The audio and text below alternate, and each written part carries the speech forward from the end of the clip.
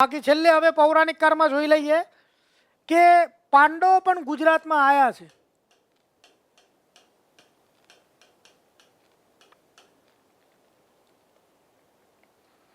પાંડવોને અને કૃષ્ણ ભગવાનને સારા સંબંધો છે, આપણને બધાને ખ્યાલ છે બધી વાર્તાઓમાં. તો કહાનીનો કોઈ મતલબ નથી, કહાની બુકમાં કોઈ વાર્તાઓ ના લખેલી હોય એ તો આપણે ભણાવવા માટે લખવું પડે. બાકી બુકમાં તો શું છે બધી ટુ ધ પોઈન્ટ, નહીં તો બુક જાડી થઈ જાય. ઇતિહાસમાં નકરી વાર્તાઓ હોય ને બધી વાર્તાઓ લખવા જાય તો ચોપડી ક્યાં જઈને ઊભી રહે.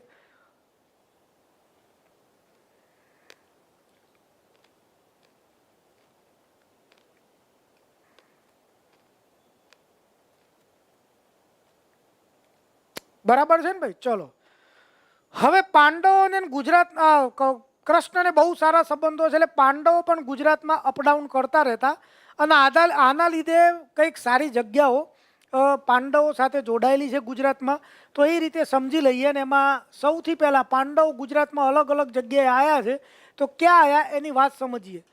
પાંડવો આવ્યા છે ભાઈ તરણેતરમાં. તરણેતર તમને ખ્યાલ જ છે, સુરેન્દ્રનગર જિલ્લામાં છે. ઐતિહાસિક મેળો ભરાય છે અને સારામાં સારું કામ છે. તો પાંડવો તરણેતરમાં કેમ આવ્યા છે? મેળામાં આવ્યા છે લે ભાઈ. દ્રૌપદી જીદે ચડ્યા હોય કે ભાઈ મારે તો બેસવું છે, મેં પેલા ચકડોરમાં બેસાડો ગમે તેમ કરીને, તો આવ્યા હશે. તો આ એ જગ્યા છે જ્યાં દ્રૌપદીનો સ્વયંવર થયેલો છે. મહાભારતની સ્ટોરી તમને ખ્યાલ હશે જ. એમાં દ્રૌપદીનો સ્વયંવર પેલા માછલી વીંધવાનો આખો પ્રોજેક્ટ હતો એ ટોટલી ક્યાં પૂરો થયેલો? અહીંયા તરણેતર નામની જગ્યાએ. પણ એ સમયે તો મહાભારતમાં તરણેતર શબ્દ બતાવવામાં આવતો. એ સમયે તો એવું કહેવાય છે કે આ બધી વાત પાંચાલ પ્રદેશમાં થઈ. તો મતલબ એવો થયો કે તરણેતર એ મહાભારતમાં કયા નામે ઓળખાતું? પાંચાલ પ્રદેશ તરીકે ઓળખાય છે. તરણેતર એ મહાભારતમાં કયા નામે ઓળખાય છે? પાંચાલ પ્રદેશ તરીકે ઓળખાય છે. આવું મોસ્ટ ઇમ્પોર્ટન્ટ પ્રશ્ન આવશે. તો મહાભારતનો પાંચાલ પ્રદેશ એટલે હાલની કઈ જગ્યા? તો તરણેતર. જિલ્લો પૂછે તો સુરેન્દ્રનગર લખજો. મહાભારતમાં દ્રૌપદીના સ્વયંવર અથવા તો અર્જુને મત્સ્યવેદ ક્યાં કર્યો હોવાનું માનવામાં આવે છે? તો તરણેતરમાં. આવી બીજા રાજ્યોવાળા પોતપોતાની વાર્તાઓ પકડી રાખે. હા ભાઈ, એમનું કૂટે, આપણે આપણું કૂટી રાખવાનું.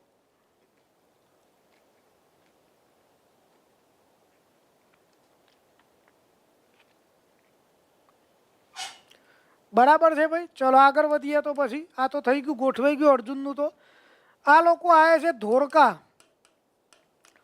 અમદાવાદ જિલ્લાનું ધોરકા. જામફળની વાડીઓ માટે જાણીતું છે આમ તો જોવા જઈએ તો. પણ આ જામફળ ખાવા નથી આવ્યા ભાઈ. મહાભારતમાં તમને સ્ટોરી વાઇઝ જાઓ તો થોડું ખ્યાલ હશે કે મહાભારતમાં છેલ્લે પેલી વચ્ચે એક જુગાર સભા આવે છે અને જુગાર સભામાં પાંડવો હારી જાય છે અને પાંડવોનું ઘણું બધું અપમાન થયું ભર દરબારમાં. છેલ્લે એવું નક્કી થયું કે બાકી બધું જો પાંડવો છોડ દેતા હોય અને 13 વર્ષનો વનવાસ રાખતા હોય તો અમારે આ બધી વાત બીજી કશી કરવી નથી. એક જ વાત, પાંડવો 13 વર્ષનો વનવાસ લેવાનો. પાંડવોને માનવું પડે એમ જ હતું. 13 વર્ષનો વનવાસ લીધો પાંડવોએ અને એમાં 12 વર્ષ સુધી ગમે ત્યાં વનમાં રખડવાનું. પણ 13મા વર્ષે એવી રીતે રખડવાનું કે દુર્યોધન એમને પકડી શકે નહીં. દુર્યોધન એમને ના પકડી શકે. જો દુર્યોધન પકડી લે તો કોન્ટ્રાક્ટ રિન્યુ કરી નાખવામાં આવશે. 13 વર્ષ ફરી પાછું રખડવાનું. તો આ રીતનું કામકાજ સાહેબ ધોરકામાં, અમદાવાદ ધોરકામાં પાંડવો આવ્યા છે અને 13મું વર્ષ અહીંયા ગાળ્યું છે. અજ્ઞાતવાસ, ગુપ્તવાસ. તો પાંડવો એમનું કયું વાસ? મહાભારત કાળ દરમિયાનનો અજ્ઞાત કે ગુપ્તવાસ ધોરકામાં ગાળ્યો છે. અજ્ઞાત કે ગુપ્તવાસ ધોરકામાં ગાળ્યો છે. સંતાઈ જવાની વાતો. પણ એ સમયે તો ધોરકા શબ્દ હતો નહીં. એ સમયે તો મહાભારતમાં તો કયો શબ્દ ચાલે છે? વિરાટનગર. તો ઇન શોર્ટ મહાભારતમાં ચાલતો વિરાટનગર. એટલે ધોરકા એ મહાભારત કાળમાં કયા નામે ઓળખાતું? વિરાટનગર તરીકે ઓળખાતું. આ ધોરકા એ મહાભારતમાં વિરાટનગર એટલે રાજા વિરાટનું નગર. એટલે વિરાટનગર, રાજા વિરાટનું નગર. એ વિરાટ રાજા ત્યાં સત્તામાં છે અને એમનું નગર છે. આ રાજાનું નામ જ છે વિરાટ. પણ એ વિરાટ રાજાને બધા છે ને માછલીના વંશજ કહેવાય. જે રીતે બધા રાજાઓમાં સૂર્યવંશી ચંદ્રવંશી આવે એમ આ લોકો મત્સ્યવંશી હતા અને એટલા માટે જ એમનું રાજ્ય અને મત્સ્ય પ્રદેશ પણ કહેવાતું.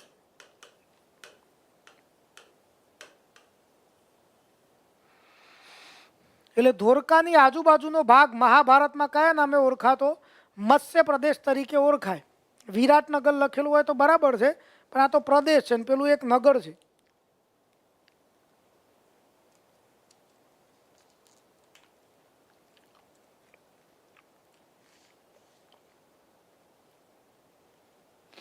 થઈ ગયું કામકાજ.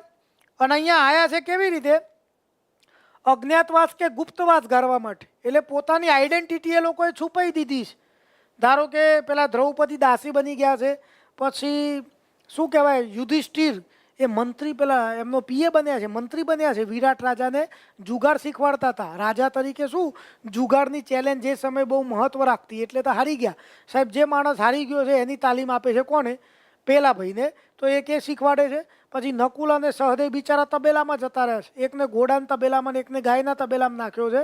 ભીમે પોતાનું સેટિંગ સારું કરી રાખ્યું છે. ભીમ રસોઈયો બની ગયો છે અને સાહેબ આખા ગામને જે આવે એને જમાડવાનું, પોતે ખાઈ પીને ટેટાને જેમ પડી રહેવાનું. તો આવું ભીમનું કામકાજ. એટલે આને શું કહેવાય? ભીમનું રસોડું કહેવાય. ગુજરાતમાં ભીમનું રસોડું ક્યાં આવેલું છે? તો ધોરકા. આવું છે નહીં તપેલાનું ઉખાણાને બધું નથી ધોરકામાં, ખાલી વાર્તા કે ભીમનું રસોડું ક્યાં આવેલું છે? તો ધોરકામાં આવેલું છે. ભીમ કેટરર્સ. શુભ પ્રસંગે ઓર્ડર લેવામાં આવશે.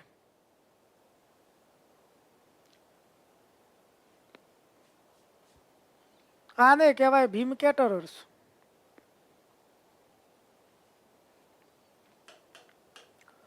અર્જુન છે ને સ્ત્રીનું પાત્ર ભજવે છે. બ્રિહનલ્લા એનું નામ છે અને એને વિરાટ રાજાની દીકરી ને તાલીમ આપી છે.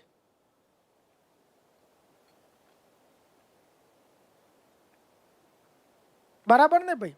આવું છે કામકાજ. અર્જુનની શાળા કહેવાય. આવું એ શાળા ક્યાંય બારા છે નહીં. પાછી ખાલી આપણે વાર્તાઓમાં વારસો છે ને ભાઈ, આમાં પુરાવો ના હોય. પહેલા લેક્ચરમાં જ આપણે જે ડેમો તમે ભર્યો મારા જોડે એમાં તમને ખ્યાલ આવી ગઈ છે કે પૌરાણિક કાળમાં પુરાવો નહીં, ખાલી આપણો વારસો છે ને વાર્તા છે એ મુજબ ધ્યાન ઉપર રાખવાનું. એટલે ધ્યાન રાખજો. અને અર્જુને વિરાટ રાજાની દીકરીને તાલીમ આપી. એ દીકરીનું નામ શું છે? ઉત્તરા. વિરાટ રાજાની દીકરી એટલે શું નામ ભાઈ એનું? ઉત્તરા નામ છે.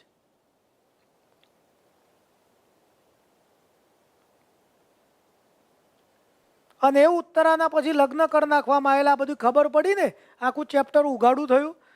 ત્યારે પછી અર્જુનના દીકરા અભિમન્યુ જોડે ઉત્તરાના લગ્ન થઈ ગયા. અભિમન્યુ જોડે કોના લગ્ન થયા? ઉત્તરાના. વિરાટ રાજાની દીકરી છે આ ઉત્તરા. અર્જુન એમને નૃત્ય શીખવાડતો હતો.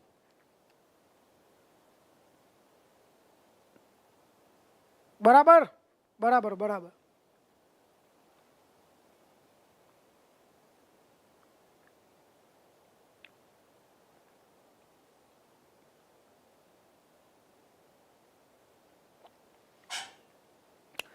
આવું કામકાજ છે ભાઈ. નોંધતાય રહેજો હા. તો જે લોકો નોટ્સ બનાવતા હોય તો થોડું ખ્યાલ આવે.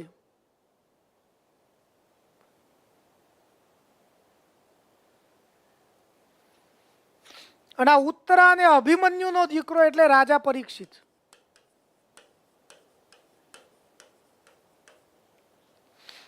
ઉત્તરા અને અભિમન્યુનો દીકરો એટલે રાજા પરીક્ષિત. જે શું છે કે આખા મહાભારતના યુદ્ધ પછી આખી કુરુવંશ કૌરવો અને પાંડવોની બધા ભેગા થઈને એકમાત્ર જો કોઈ વારસદાર વધ્યો હોય ને તો એ કોણ હતો? આ પરીક્ષિત, અભિમન્યુનો દીકરો. એ એના મમ્મીના ગર્ભમાં છે યુદ્ધ સમયે, પેટમાં જ, ને તો એ મરી જતું. જે બતાવે છે કે યુદ્ધ હંમેશા વિનાશ નોતરે છે. બરાબર ને?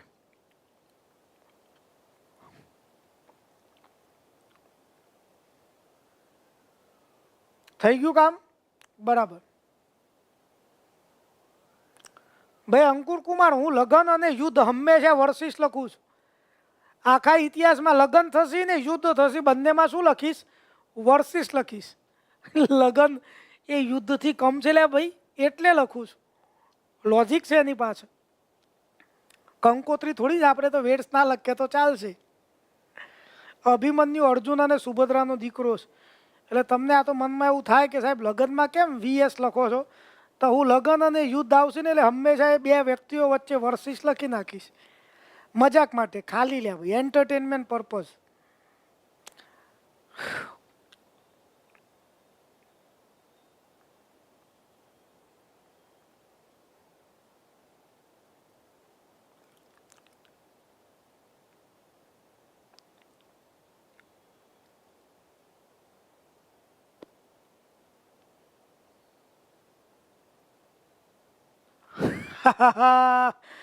અનુભવ અનુભવ મહાન શિક્ષક છે.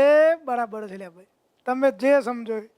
ખાલી લે ભાઈ, આપણા લેક્ચરમાં છે ને હંમેશા મજા રહેવી જોઈએ. લેક્ચરમાં મજા રહે ને તો ભણવાની મજા આવે.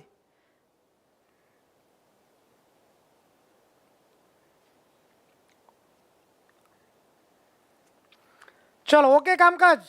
ચલો, આ પરીક્ષિતના લીધે લખાયેલા મહાન સાહિત્ય કયું? છેલ્લું ભારતનું શ્રીમદ ભાગવત કથા. બહુ ફેમસ સાહિત્ય છે ભારતના વારસાનું, સંસ્કૃતિનું.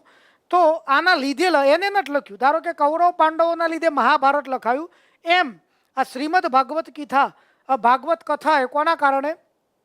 નોર્મલી તમે ભાગવત કથા જોતા હશો,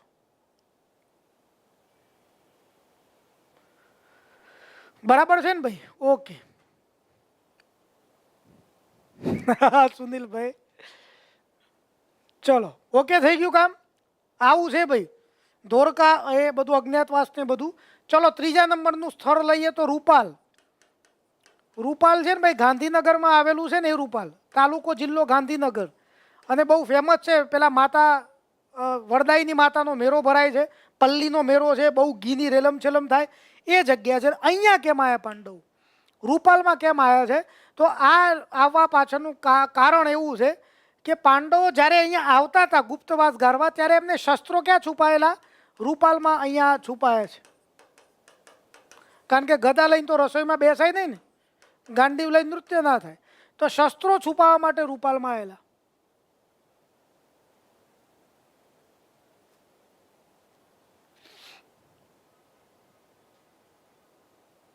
ના, શ્રીમદ ભાગવત કથા છે, ભગવદ ગીતા નથી. ગીતા તો મહાભારતનો ભાગ છે ભાઈ, એ તો અલગ છે. ભાગવત કથાઓ છે એટલે.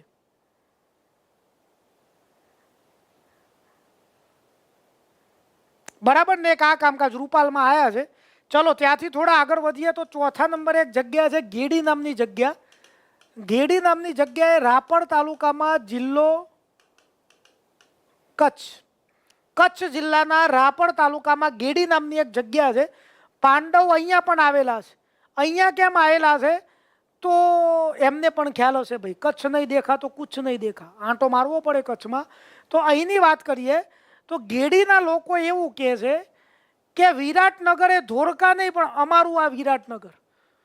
આ લોકોની માન્યતા મુજબ, બધાની અલગ અલગ માન્યતા હોય, આપણે બધાને સાચવવા પડે.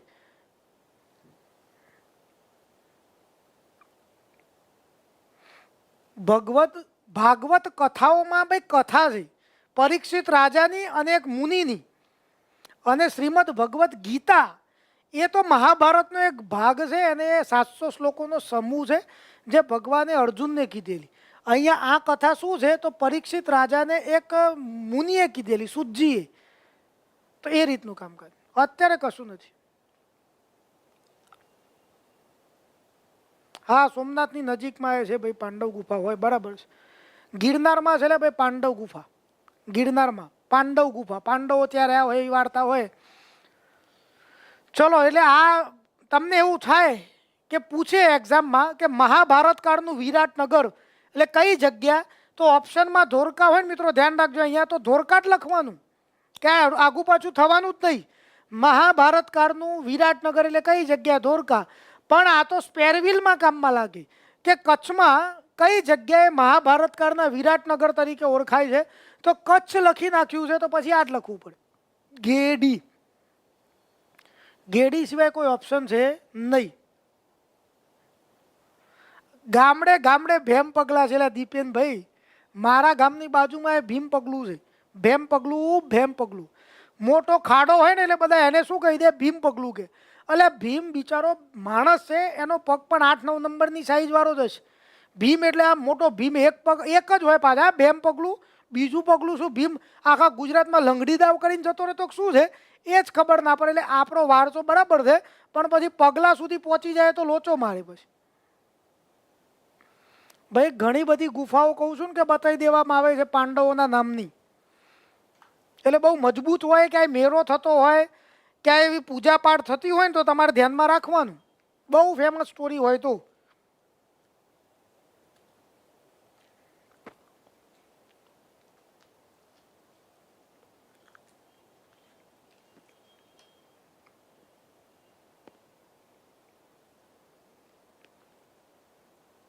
ના ના, આ બધી જગ્યાએ 13મા વર્ષે નહોતા ગયા. ધારો કે અહીંયા 13મા વર્ષે, અહીંયા 13મા વર્ષે ને અહીંયા 13મા વર્ષે. કારણ અહીંયા શસ્ત્રો છુપાવાના છે રૂપાલમાં. પણ ધારો કે પેલું નથી તો એની જગ્યાએ આ છે, એટલે આ 13મું વર્ષ તો કહેવાય જ. પણ બધા જોડે નહીં. ધારો કે ધોરકા નથી તો ગેડી છે, અને ગેડી નથી તો ધોરકા છે. કચ્છમાં કીધું ને કે વિરાટનગર જ છે ભાઈ, આ પણ અહીંયા પણ છુપાવા આવ્યા હતા અજ્ઞાતવાસ ગાળવા માટે.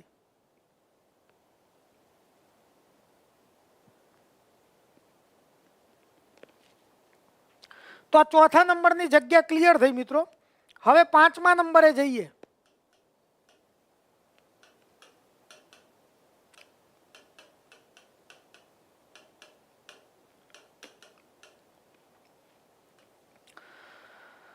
તો મિત્રો પાંડવો કોડિયાક ભાવનગરમાં પણ આવ્યા છે. કોડિયાક ભાવનગરમાં પણ પાંડવો આવ્યા છે. કેમ અહીંયા આવ્યા છે તો તમને કહી દઉં કે મહાભારતનું યુદ્ધ પૂરું થઈ ગયું. મહાભારતના યુદ્ધ પછી પાંડવોને એવું લાગ્યું કે એમના યુદ્ધના લીધે ભલે ધર્મનો વિજય થયો હોય, પણ એના લીધે 18 અક્ષૌણી સેના, 37 લાખ પ્રજા મરી ગઈ છે આ યુદ્ધમાં. કેટલા 18 અક્ષૌણી એટલે, એક અક્ષૌણી એટલે 2,06,000 સમથિંગ એમાં સૈનિકો હોય. તો 18 અક્ષૌણી સેના મરી ગઈ. તો આટલા 37 લાખ જેટલી પ્રજા મરી ગઈ છે. તો એનું કલંક કોને લાગે તો કે પાંડવો તો જતા રહ્યા, એ તો ઠેકાણા વગરના હતા, પણ અમારા લીધે આટલા બધા લોકો યુદ્ધમાં જોડાયા, એટલે અમને કલંક તો લાગ્યું જ કહેવાય. આખી વાત લઈને ગયા કોના જોડે? કૃષ્ણ ભગવાન જોડે. કે ભાઈ બોસ, આમાં આવા આવા લોચા થાય ખરા કે તમે માનો છો એટલે, બાકી તમે ધર્મના પક્ષે લઈને લડ્યા છો એટલે તમારે ટેન્શન નહીં, પણ કલંક તો લાગે, એ તો નાનું અમથું ભોગવવાનું આવે. પણ પાંડવો કહે છે અમે તો કોઈ હિસાબ જ રાખવા નથી માગતા, તો કોઈ એનું સોલ્યુશન છે? તો કે હા, સોલ્યુશન તો છે જ. હું તમને કાળા કલરની ધજા આપું છું, એ ધજા લઈને તમે જાઓ, બધે ફરો. જે જગ્યાએ ધજા દોરી થઈ જાય તમારે સમજી લેવાનું તો તમે કલંકમાંથી દૂર થઈ ગયા છો. અને એમ કરી કરીને સાહેબ પાંડવો રખડપટ્ટી કરતા હતા સમગ્ર ભારતમાં. અને એમાં શું છે, ભીમને એક ટેવ છે. ભીમ રોજ સવારે વહેલી સવારે નહીં ધોઈ શંકર ભગવાનની પૂજા ના કરે ને સાહેબ, ત્યાં સુધી એ નિત્યક્રમ સ્ટાર્ટ નહોતો કરતો. એ એકવાર શિવલિંગની પૂજા કરે ને પછી આગળનું રૂટીન કામ કરતો. તો આ રીતે ભીમ દરેક જગ્યાએ ફરતો. પણ હવે ઘર છોડીને નીકળે છે, તો જે જગ્યાએ ઘર છોડીને જાય ને શિવલિંગ ના મળે તો શિવલિંગ બનાવી દેવાનું માટીમાંથી, પૂજા કરવાની. વધારે કોઈ મોટો ઇસ્યુ હતો નહીં. તો આ રીતનું કામકાજ. ફરતા ફરતા ફરતા ભાવનગરના કોડિયાકમાં આવ્યા. વહેલી સવારે રોકાયેલા હતા. સવાર પડી, દરિયા કિનારે છે. ભીમે નહીં ધોઈ અને ફટ કરતું દરિયાના કિનારે જ માટીમાંથી એક શિવલિંગ બનાવ્યું, મોટું વિશાળ. એની પૂજા કરીને ઊભો થયો. ઊભો થઈને જોયું તો ધજા કેવી થઈ ગઈ હતી? ધોરી થઈ ગઈ હતી. એટલે એમને નક્કી કર્યું કે ભાઈ પૂરું, હવે આપણું અહીંયા રખડપટ્ટી બંધ, આપણે કલંકમાંથી દૂર થઈ ગયા એવું લાગે છે. અને જે શિવલિંગને પૂજા કરીને ઊભો થઈને આ ધજા ધોઈ કલંકમાંથી દૂર થઈ ગયા, તો એ શિવલિંગનું નામ શું રાખી દીધું? નિષ્કલંક મહાદેવ. જેને આપણે બધા નકરંગ મહાદેવ પણ કહેતા હોઈએ છીએ. કોડિયાક ભાવનગર.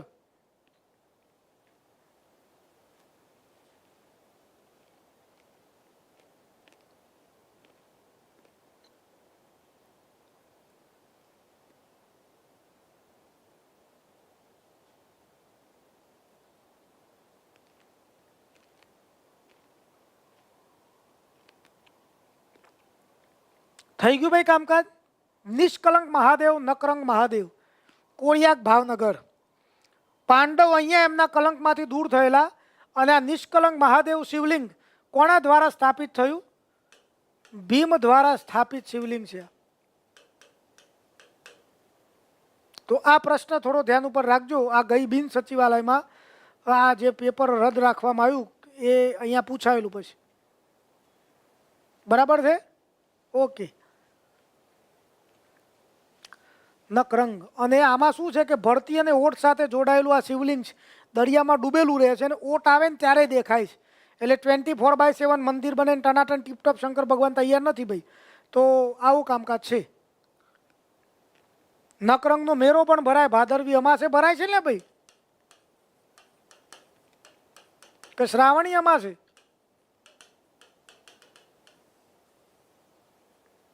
નકરંગનો મેરો ભાદરવી અમાસે ભરાય કે શ્રાવણી અમાસે ભરાય છે, કે બે અમાસે ભરાય છે?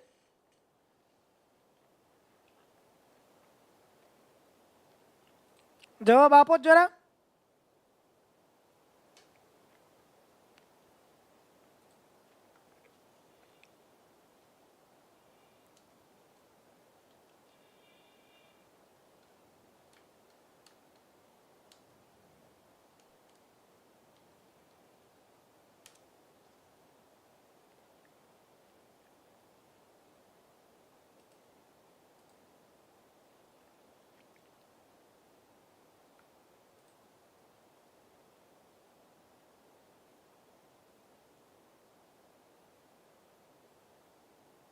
હા, ભાદરવી અમાસ બરાબર ભાઈ. તો ભાદરવી અમાસ નકરંગનો મેરો.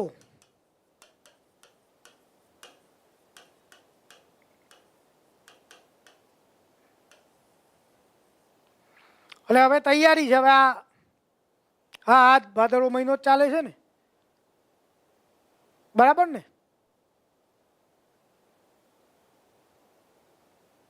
ઓકે ઓકે, ચલો રેડી, બરાબર છે. તો આ રીતે 5મા નંબરની એક આ જગ્યા છે. પાંડવો ક્યાંક કલંકમાંથી દૂર થયા છે, બાકી પાંડવો લુણાવાડામાં એ ગયા છે એવું કહેવાય છે.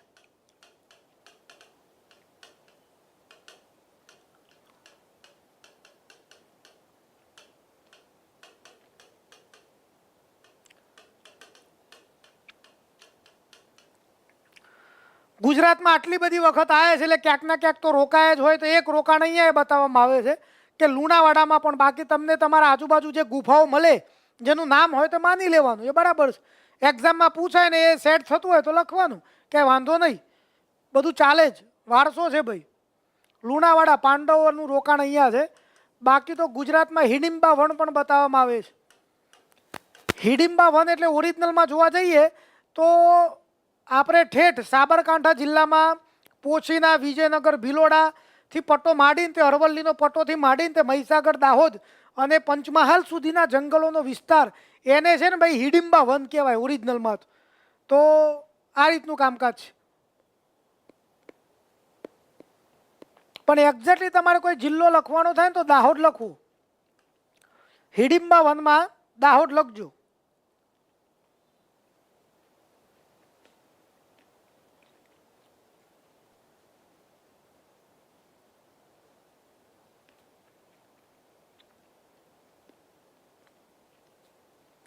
બરાબર ને ભાઈ, હિડિંબા વન. અને આ હિડિંબા જે ખરી ભાઈ, એના લગ્ન છે ને ભીમ જોડે થયેલા, અને બંનેનો દીકરો એટલે ઘટોત્કચ, જેને ભૂકા કાઢ નાખેલા પછી.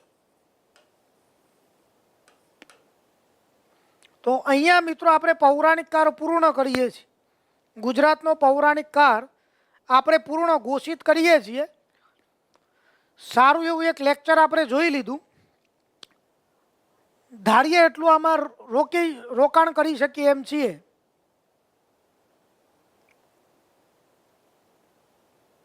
કહું છું ને કે ભાઈ બહુ લાંબો પટ્ટો છે, બહુ લાંબો પટ્ટો કહેવાય. હિડિંબા વન એ નાનું વન નથી.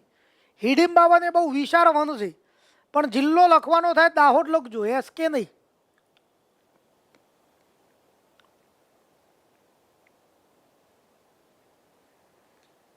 દાહોદ દાહોદ લખવો પડે ભાઈ.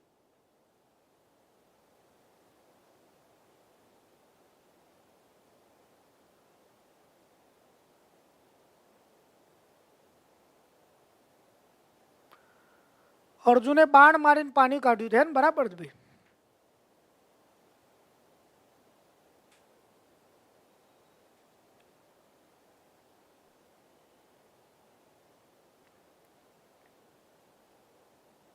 બુકમાં એ સાબરકાંઠા છે તો ગૂગલમાં મારી જોજો સર્ચ.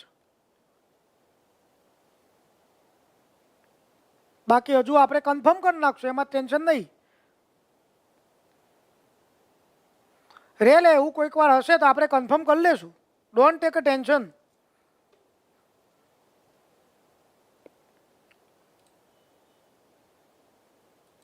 આપણે શું છે, અહીંયા સગવડ સારી છે, જોઈ લઈએ હાલ ને હાલ. હિડિમ્બા 1 ઇન ગુજરાત જોઈ લઈએ.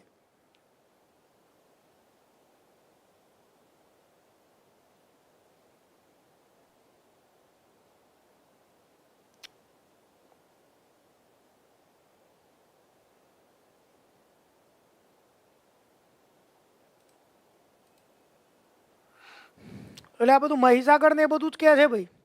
મહીસાગર ને બધામાં આવે.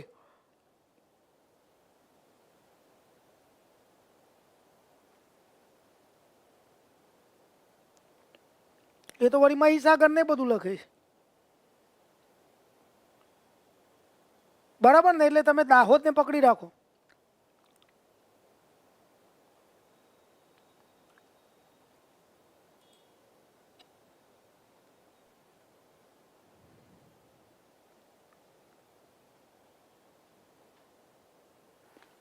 હા, એટલે આ રીતે હવે બધે આવે ભાઈ. બધું અલગ અલગ વારસો હોય, લોક માન્યતાઓ હોય એ મુજબ આપણે ચાલવાનું, બરાબર ને?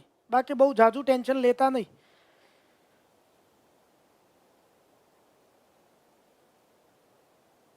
થઈ ગયું કામકાજ ભાઈ? હવે કોઈ ડાઉટ?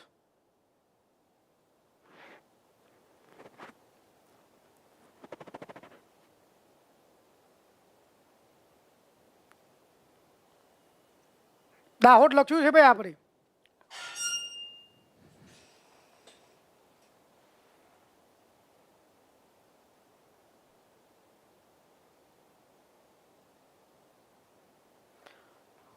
હા, કાલેશ્વરી જે છે, કાલેશ્વરીની નાર, એ તો મહીસાગરમાં છે લે ભાઈ.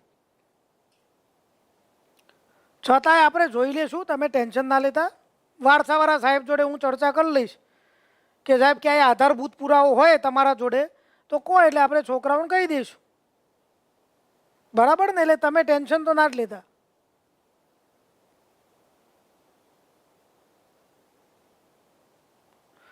તમારે પોઈન્ટ્સ લખવાના. જો કોઈ મિત્રો તમે નોટ્સ બનાવતા હોય તો તમારે ખાલી પોઈન્ટ્સ જ લખી નાખવાના.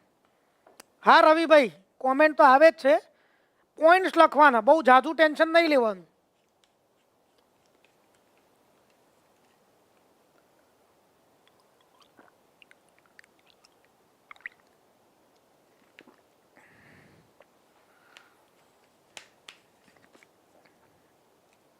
ચલો,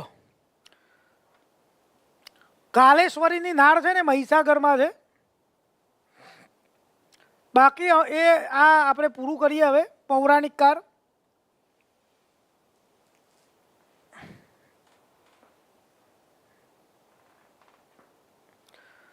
હા બુકમાં છે, પણ અમુક ખૂટતું હોય તો એડ કરવું લે ભાઈ. તમારે છે ને શું કરવાનું, અહીંથી તમને પીડીએફ મળે તો બુક લેવાની, પીડીએફ લેવાની, જોવાની, કંઈક ખૂટે છે તો 1-2 વાક્ય એડ કરી નાખવાના. એ બાને રિવિઝન થઈ જાય છે. ઓહો અંકુરભાઈ, હજુ તો ચાલુ જ કર્યું છે લે આપણે. એટલી વારમાં પતાવવાની વાત કરો છો. પીડીએફ તો મળી જ જશે. આ મારી લખેલી જ પીડીએફ તમને મળી જશે. આ જેવી આપણે સ્લાઇડ છે ને, સ્લાઇડ એમને જ પીપીટી તમને પીડીએફ સ્વરૂપે આપી દેવામાં આવશે. તો આ રીતે ભાઈ, સિંધુ ખીણની સંસ્કૃતિ પહેલાં આવી કે પૌરાણિક યુગ, તો જો તમે વાર્તાઓ અને માન્યતા ઉપર આધારિત હોય આપણા હિન્દુ ધર્મની માઇથોલોજી મુજબ, તો પહેલાં પૌરાણિક કાળ આવે. બાકી તમે પ્રેક્ટિકલી લખાણોની વાત કરતા હોય તો પહેલાં સિંધુ સભ્યતા આવે, અને પછી પૌરાણિક ના લખાય, વૈદિક લખાય એમાં. અને વૈદિક સંસ્કૃતિમાં લખાયેલા પુસ્તકો મુજબ આ સ્ટોરીઓ છે, એવું બધું કહીએ.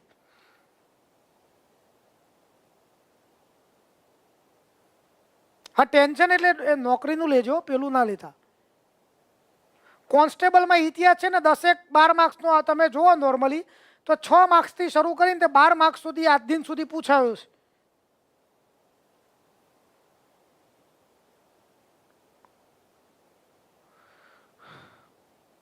બરાબર ને? તો આવું છે. હા, ઘટોત્કચનો પુત્ર બર્બરીક, બળિયા દેવ. બરાબર છે, બળિયા બાવજી. એટલે વાર્તાઓ મુજબ પૌરાણિક પહેલા લેવાનું. ભીમ અને ઘટોત્કચ એટલે ભીમનો દીકરો છે ભાઈ ઘટોત્કચ, બસ. હિડિંબા અને ભીમના લગ્ન થયા અને બંનેનો દીકરો એટલે ઘટોત્કચ, અને ઘટોત્કચનો દીકરો એટલે બળિયાદેવ. બર્બરક, બર્બરીક, બર્બરક, બર્બરીક. સોહમભાઈ જે છે એમાં નભી લઈએ અત્યારે તો.